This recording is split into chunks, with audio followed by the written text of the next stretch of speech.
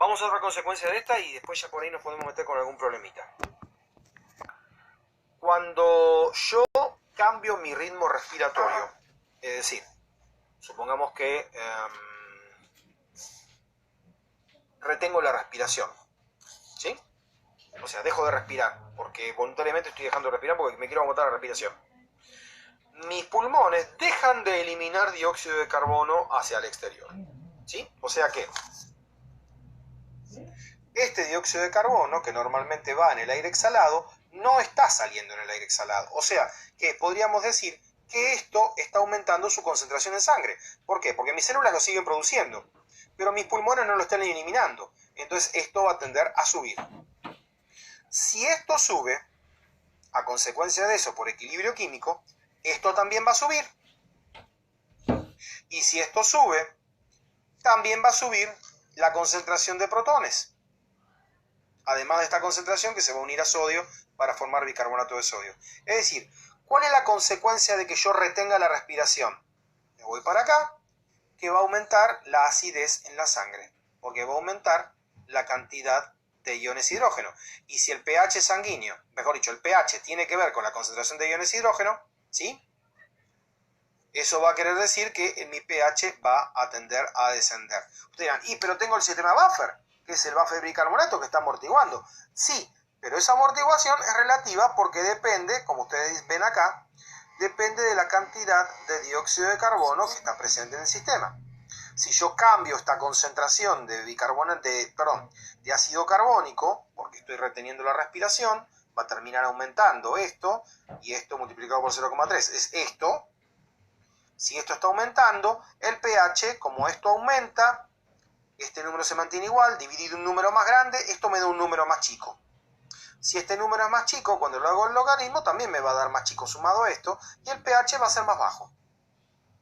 Al revés, supongamos que a mí me inyectan en sangre bicarbonato de sodio. Me ponen una ampolla por goteo, me agregan bicarbonato de sodio. ¿Qué es lo que va a ocurrir?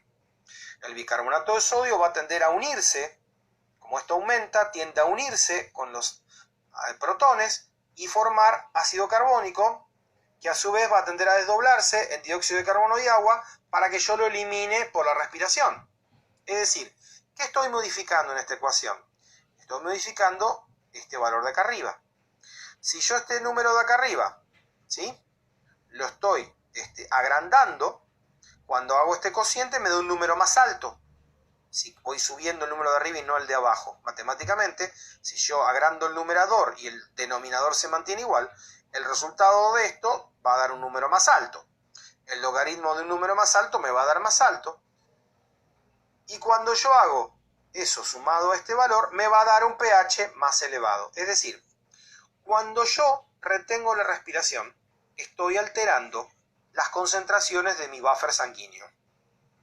Cuando yo estoy incorporando bicarbonato, por ejemplo, porque mi riñón funciona mal y no elimina el bicarbonato, lo retiene, supongamos que tengo un problema en el riñón, mi riñón no está funcionando bien, se forma, mejor dicho, se acumula bicarbonato en mi sangre, y eso también, cualquiera de estas dos cosas, van a alterar el pH final sanguíneo, porque estoy alterando las concentraciones del buffer que tengo en la sangre. ¿Sí?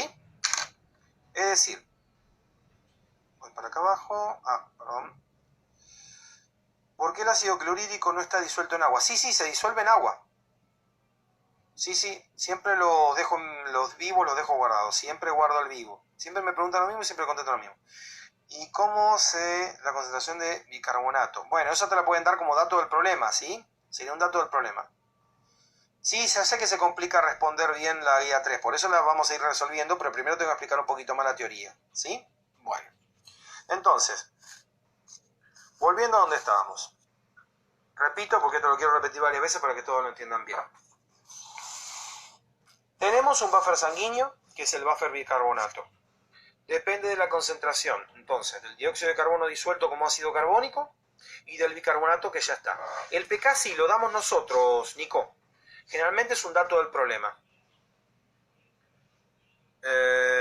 No estoy entendiendo si puedo guardar vivos. Sí, yo guardo los vivos. Siempre los guardo. Acuérdense que los vivos duran 24 horas. O sea, el vivo de ayer ya no está más.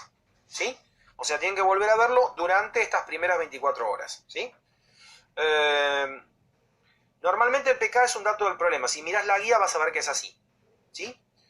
Si no, te vamos a tener que dar todos los otros datos para que puedas calcular el pK. Generalmente ustedes van a ver que esta ecuación que yo planteo acá, ¿sí? De esta ecuación les vamos a dar algunos datos y solamente uno va a ser el que falte. Ese dato que falta lo pueden despejar, digamos, matemáticamente, y ahí va a estar el resultado de lo que tienen que calcular en el problema, ¿sí?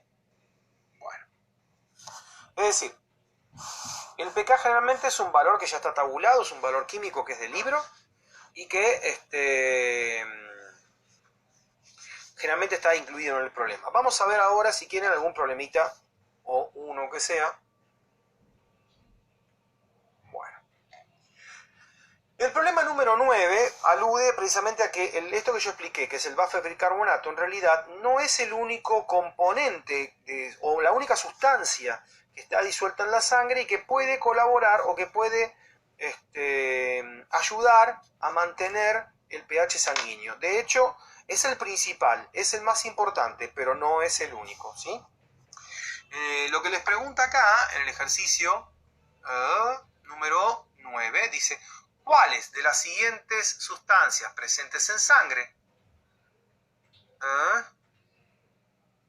Stephanie, sí, me preguntás por lo de la autorización para hacer subido a YouTube. Sí, yo dije que no tengo problema en que me graben y me suban a YouTube, pero que solamente el enlace se distribuya entre los estudiantes. Yo no quiero que los videos de lo que yo estoy explicando queden disponibles para cualquier público en general para verlo de acá a la eternidad. Me interesa que circulen y que lo puedan ver ustedes todas las veces que necesiten, ¿sí? Este tema de hacerlo por Instagram, yo lo hago porque me parece que es una red social que ahora están usando todos ustedes, al que todos tienen acceso con su celular. Si no, tendría que hacerlo por vivo de YouTube y se vuelve un poquito más complicado para que ustedes puedan acceder, ¿sí? Por eso lo estoy haciendo por Instagram Live, ¿sí? Fue una idea de la profesora Mónica Bar, que yo le agradezco mucho que la haya tenido porque me parece muy buena, ¿tá? Así que bueno, los que tengan la posibilidad de grabarlo, yo sé que están los programas para poder grabarlo, lo hacen, pero después distribuyen el link de eso, tómenlo, digamos, como que lo pueden subir como un video privado y distribuyen el link de invitación para poder verlo entre ustedes, para que solamente ustedes lo vean, ¿sí? Bueno, entonces volviendo al problema número 9. ¿Cuáles de las siguientes sustancias presentes en la sangre puede formar parte en un sistema buffer? Y pone como sustancia A el cloro, como sustancia B el ion fosfato diácido, la hemoglobina, oxígeno, dióxido de carbono y sodio. Bueno, esto es como para que ustedes lo investiguen en bibliografía. Yo más o menos les voy a decir rápidamente de qué se trata esto. El ion cloro es un ion que proviene de un ácido fuerte, por lo tanto no puede transformarse en algo que podría colaborar con el buffer. Este sí, porque ese ion que se liberó, ese ion hidrógeno, hace que esto se transforme en una base débil. La hemoglobina es una proteína y junto con otras proteínas van a colaborar con el sistema buffer. El oxígeno no tiene ningún carácter, en todo caso cuando se disuelve en forma directa entre las moléculas de agua, así que no. El anhídrido carbónico ya vimos que cuando se disuelve puede formar ácido carbónico con la enzima anhidrasa carbónica. Otro ejemplo de lo que es el anhídrido carbónico disuelto lo tienen en la soda. Ustedes habrán probado la soda y vieron que es ácida. Es porque las burbujas que tiene dentro de la soda son de dióxido de carbono, se mezclan con el agua y acidifican el agua. Y por último el ion sodio, que es lo mismo que el cloro. Si no, cuando yo pongo cloruro de sodio en agua tendría un buffer. El cloruro de sodio, recordemos que es la sal común, ¿sí? O sea, de todos los componentes que estuvimos viendo, los únicos que colaboran en la formación o en el mantenimiento del pH sanguíneo son los fosfatos, el oxígeno, Jimena Humada, no es que sea parte del sistema de la hemoglobina. El oxígeno se une o se despega de la hemoglobina. Y precisamente el pH ayuda a que se pegue o se despegue más rápidamente. Eso se llama efecto Bohr, ¿sí? Que es que el pH sanguíneo en la arteria es un poquito más alto que en la vena. Entonces, cuando el pH sanguíneo es más alto, hay una mayor afinidad de la hemoglobina por el oxígeno, y cuando el pH sanguíneo es más bajo, la hemoglobina tiende a soltarse un poquito más. Perdón, el oxígeno tiende a soltarse un poquito más de la hemoglobina. Este efecto es interesante porque hace que en la arteria, al ser más afín la hemoglobina con el oxígeno, cuando pasa por el pulmón la sangre, ¿sí? En la arteria pulmonar se carga de oxígeno, el pH está, como está oxigenándose, se libera dióxido de carbono, se vuelve más alto, entonces la hemoglobina agarra más fuerte al oxígeno. Cuando llegó por el sistema arterial hasta los tejidos, llega a las venas, se empieza a cargar de dióxido de carbono, la sangre que proviene de las células, y ahí el pH baja y el oxígeno lo suelta más fácilmente la hemoglobina, ¿sí? Es decir, el efecto Bohr ayuda a que la hemoglobina, con los cambios de pH, libere o retenga más fácilmente el oxígeno, ¿sí? Bueno, entonces, los iones fosfato, monobásicos, dibásicos, colaboran con el sistema de pH, el dióxido de carbono colabora con el pH, hemoglobina y otras proteínas colaboran con el sistema buffer para regular pH, ¿sí? Ahora, el problema de ella es un problema de tipo numérico. Dice, calcula el pH sanguíneo considerando que depende solo del buffer bicarbonato o ácido carbónico si la concentración de bicarbonato es 27 miliequivalentes y la de ácido 1,35 miliequivalentes por litro. Y aclara que el pK es 6,16. ¿Sí? Entonces, me están dando tres datos. Me están dando el pK, la concentración de ácido carbónico y la concentración de bicarbonato. Vamos a hacerlo en una hoja en blanco. Entonces, aplicando la fórmula, pH es igual a 6,16 más el logaritmo de la concentración de bicarbonato, que el dato me dice que es 27,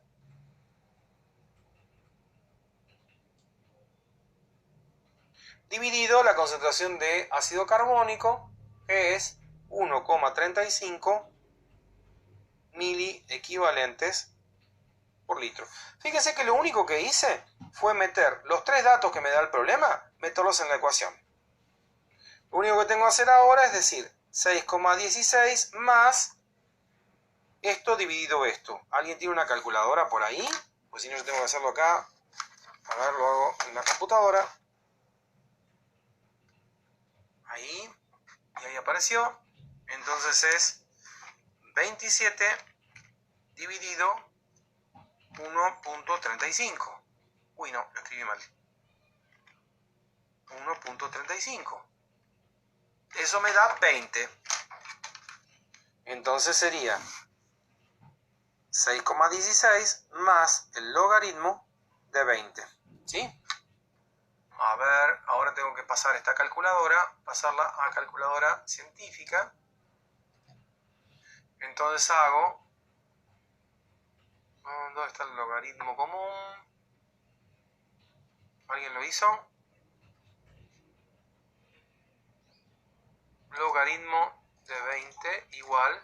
Bueno, entonces es al revés, es 20 logaritmo. ¿Por qué no lo toma? Logaritmo. No, se ve que primero tengo que poner el número y luego aplicar el logaritmo.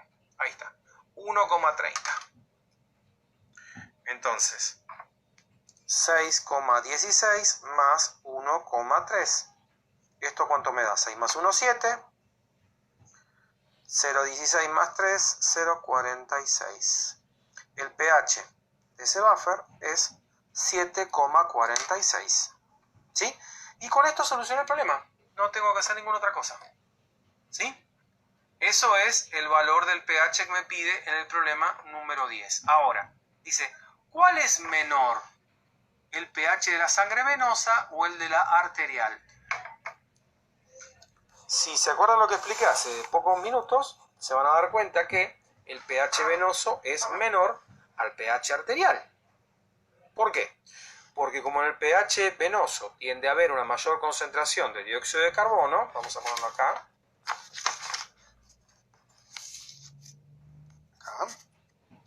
En las venas tiende a haber más dióxido de carbono que en las arterias.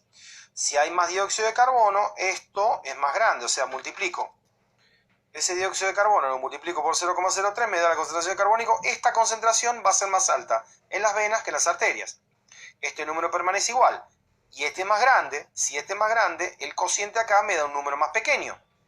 El logaritmo me va a dar más chico y sumado a ese 16 me da un pH más bajo. Ojo, no es un valor mucho más chico, es un valor un poco más chico, ¿sí? Si no, sería un gran descalabro que hubiera una diferencia de pH importante entre las arterias y las venas, pero se mide y da diferente, ¿sí?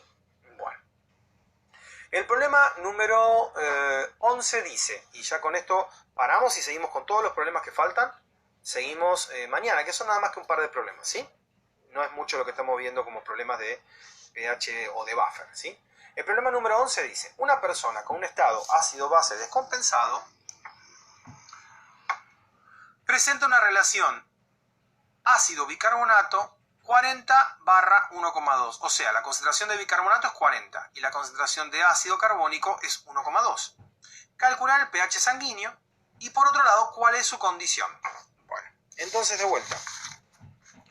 Voy a aplicar la misma fórmula que apliqué antes, pero en lugar de acá poner 27 y 1,35, tengo que poner los valores que me dan acá, que son 40 y 1,2.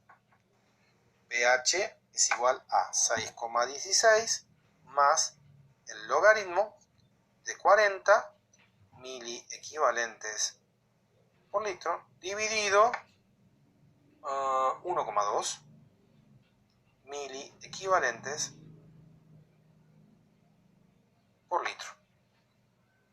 Entonces, de vuelta, ¿qué tengo que hacer? Hacer 40 dividido 1,2. Vamos a poner de vuelta la calculadora. 40 dividido 1. Uy, de vuelta me equivoqué. Eso me da 33,3.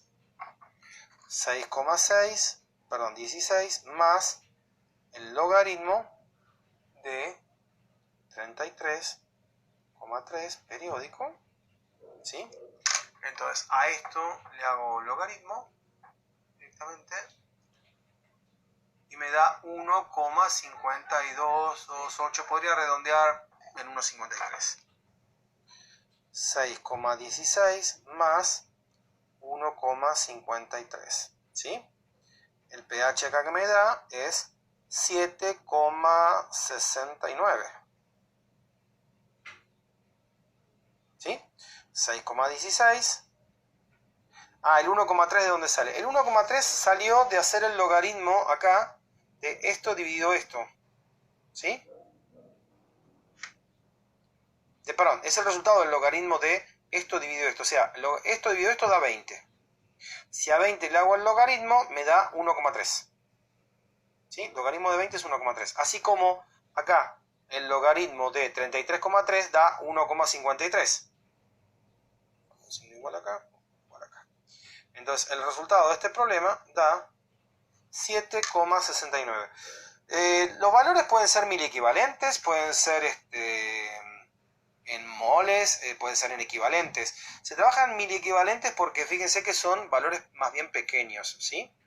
O sea, yo no mediría la distancia de Mar del Plata a Buenos Aires en metros, porque el metro me queda como chico, como unidad, y por lo tanto utilizaría una unidad que sea más grande. Por lo menos para los buffers de los problemas, sí, se utilizan miliequivalentes, ¿sí? Se está utilizando eso. Puede ser otros valores. Bueno, yo aclaré acá en la fórmula que para calcular precisamente la concentración de esto como miliequivalente podría ser que pusiéramos la presión multiplicado por esto, pero el resultado que me daría serían miliequivalentes de esto, ¿sí? O sea, puede ser que me den una presión parcial de dióxido de carbono que tendría que convertirla, ¿sí? Bueno, la otra parte de que preguntaban ese problema era ¿cuál es su condición? ¿Sí? O sea, el pH sanguíneo ya lo calculamos, da 7,69. B, ¿cuál es su condición? Cuando se refiere a condición, se refiere a que cuando una persona regula su pH, tiene un pH normal que es 7,37, ¿sí? Es decir, eso sería el pH que tendríamos que tener. Puede ser un poquitito más arriba, un poquitito más abajo, supongamos entre 7,35 y 7,4. eso sería un pequeño rango más ajustado, pero digamos que no es que tenga que ser exactamente 7,37. Entonces, es más, algunos redondean y dicen 7,4, por ejemplo. Bueno, entre 7,35 y 7,4. Ahora, nosotros tenemos estos mecanismos de buffer para que se mueva precisamente entre 7,35 y 7,40. Cuando se mueve para un lado o cuando se mueve para el otro es cuando empieza con los problemas. Es decir, suele haber un trastorno en cómo estoy regulando mi pH, que puede tener dos orígenes. Puede ser un trastorno respiratorio o un trastorno metabólico. Volvemos al primer cuadro que habíamos estado hablando. Ya después subo las fotos de esto, ¿sí? Dijimos que esto era el componente respiratorio en la regulación del pH y dijimos que esto tenía que ver con el riñón. Este es lo que se llama el componente metabólico, ¿sí? El bicarbonato es el componente metabólico, este es el componente respiratorio. Entonces, si yo tengo un pH como 7,69, que comparado es, digamos, es mayor al pH normal que es 7,37, ¿sí? Entonces, este pH no es un pH bueno, es un pH alteradísimo, ¿sí? Este es un pH que casi le diría que no es compatible con la vida, ¿sí? Si yo tengo un pH tan alto, algo está pasando con mi organismo porque no estoy teniendo una, ¿cómo le diría? Una regulación adecuada de mi pH, ¿sí? Y esta regulación inadecuada puede tener dos orígenes. Puede tener un origen en su componente metabólico o en su componente respiratorio. Es decir, o me está sobrando mucho de esto, que es la base, el álcali, o me está faltando de esto, que es el ácido. Es como que si estoy hablando de que estos dos tienen que estar en cierta concentración, o me está sobrando de este o me está faltando de este, porque si fuera al revés, el pH tendería a bajar y a ponerse más ácido, ¿sí? Entonces, yo puedo asegurar que lo que estoy teniendo acá es un estado que se denomina alcalemia.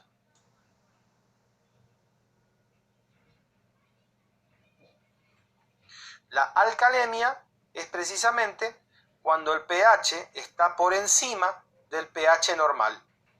Es decir, un pH superior a 7,37 es una alcalemia. Ahora, esa alcalemia puede tener dos orígenes. Puede tener un origen metabólico o puede tener un origen respiratorio, ¿sí? Si el origen es metabólico, corresponde a que hay una concentración de bicarbonato muy alta respecto a lo que sería lo normal.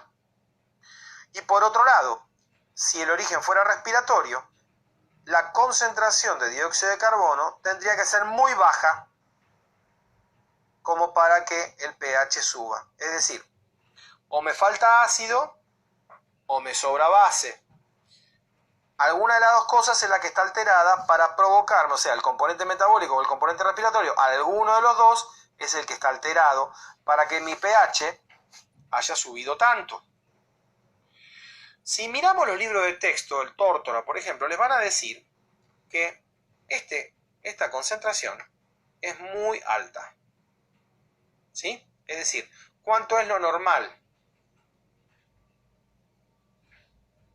Más o menos 27 miliequivalentes litros. Es decir, este paciente sin duda tiene una alcalemia, o en realidad una alcalosis, que también se le llama así, de origen metabólico, ¿sí? ¿Por qué? Porque la concentración de bicarbonato está muy elevada respecto a lo normal. Ahora, ¿esta concentración es normal? Y posiblemente esto también esté un poquitito corrida, pero acá obviamente la componente más grande es que, fíjense la diferencia entre 27 y 40, como que se me está cayendo casi el doble. Es evidente que el corrimiento más importante que yo tengo acá tiene que ver con eso, con una concentración de bicarbonato muy superior a lo normal. Le voy a mostrar, a ver si lo encuentro, si lo tengo más o menos a mano. Hay un esquema, yo lo saqué de internet, que tiene que ver con que estas relaciones entre concentraciones de bicarbonato y concentraciones o presiones parciales de dióxido de carbono se ajustan en unos diagramas, ¿sí? Con los que seguían los médicos para indicar en qué condición ácido-base se encuentra un paciente, ¿sí? Que se llaman diagramas de Davenport, ¿sí? Estos diagramas de Davenport son muy difíciles, digamos, para ustedes que lo entiendan ahora, pero para que se ubiquen, estas curvas que están acá corresponden a las concentraciones de ácido, digamos, en sangre arterial, ¿sí? Perdón, a lo que está acá abajo es, digamos, un eje que habla del pH, y acá hay un eje que habla de cuál es la concentración de bicarbonato, y acá una concentración de el ácido expresado como una presión parcial de dióxido de carbono disuelto. Y entonces acá, esta sería la zona de la normalidad, donde se cruzan una concentración normal de ácido con una concentración normal de base, ¿no? Para mantener ese pH más o menos en 7,4, como le decíamos recién. Y de acá me voy moviendo, según para dónde me mueva, en cuanto a concentración de bicarbonato y de eso, es que voy a ir teniendo una alcalosis metabólica, una acidosis respiratoria, etcétera, ¿sí? Es medio complicado para que yo se los tire eso así ahora, pero es para que se vea que esto se puede como analizar en un diagrama, que se llama diagrama de Davenport. Yo ahora voy a parar por el día de hoy, vamos a seguir mañana haciendo los problemas. Sí, alcalemia y alcalosis es lo mismo. La terminación emia significa sangre, o sea, tengo sangre alcalina, eso es lo que quiere decir alcalemia, ¿sí? Otra forma de decirlo también a nivel médico es alcalosis, ¿sí? Entonces, yo voy a parar el día de hoy, voy a dejar guardado el vivo para que lo vean de vuelta si lo necesitan ver, y en el día de mañana, de vuelta también a las 3 de la tarde, vamos a continuar, hacemos un repasito muy breve, y ya voy a publicar las fotos, y ya arrancamos con la segunda parte, que tiene que ver con los problemas que faltan para terminar la guía, que no son muchos, ¿sí? Así que bueno,